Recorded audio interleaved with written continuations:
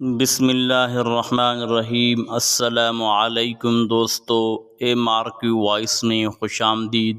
محترم ناظرین، آج کا ہمارا موضوع ہے کہ عالم ناسوت، عالم جبروت، عالم ملکوت اور عالم لاہوت کیا ہے۔ عالم علم سے ہے، جس کا معنی ہے نشان۔ عالم کی ہر شے اللہ تعالیٰ کی ذات پر دلالت کرتی ہے اور ذرہ ذرہ اللہ تعالیٰ کے وجود کی نشانی ہے، اس لیے اسے عالم کہا جاتا ہے۔ تمام مخلوقات کی ہر جنس کا الگ الگ عالم ہے۔ 18,000 عالمین ہیں، یہاں ہم 4 عالمین کا ذکر کریں گے: عالم ناسوت، عالم جبروت، عالم ملکوت اور عالم لاہوت۔ انسان کے 4 وجود ہیں: وجود ناسوتی یعنی موجودہ جسمانی وجود، وجود ملکوتی، وجود جبروتی اور وجود لاہوتی۔ ان چاروں میں سے پہلے تینوں وجودوں کا تعلق عالم خلق سے ہے اور یہ تینوں فانی ہیں۔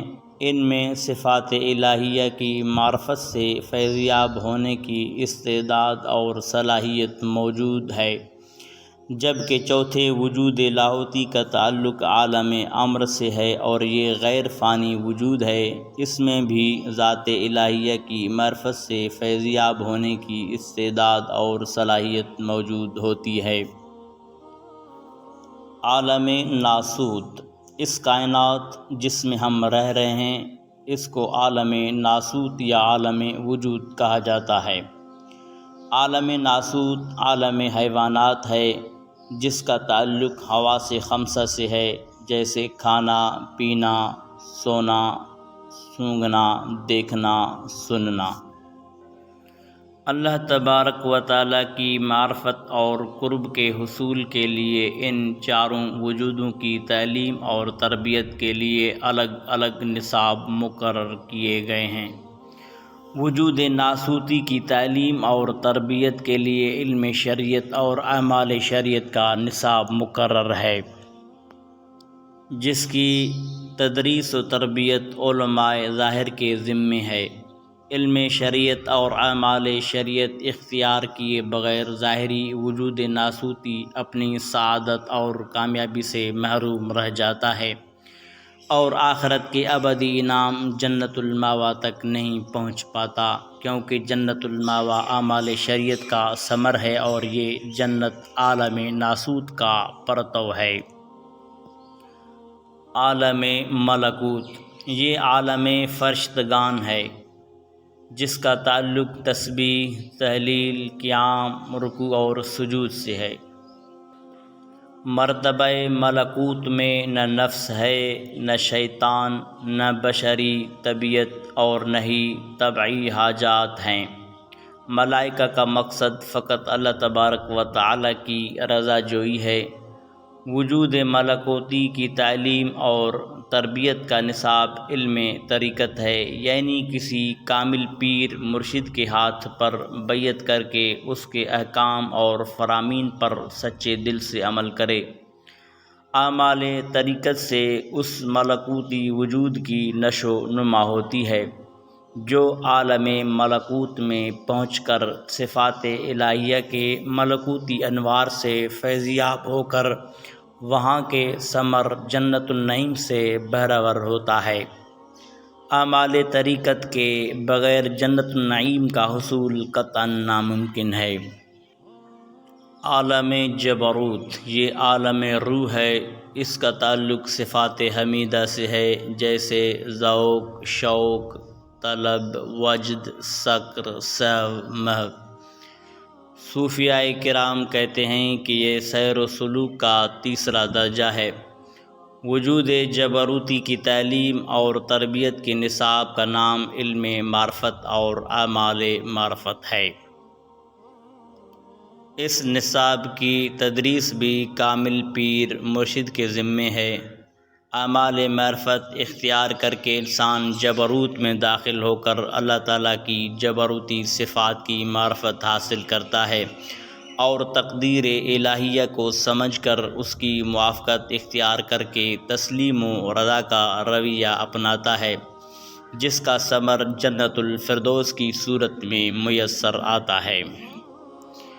علم معرفت اور اعمال معرفت اختیار کیے بغیر جنت الفردوس تک رسائی قطعاً ناممکن ہے۔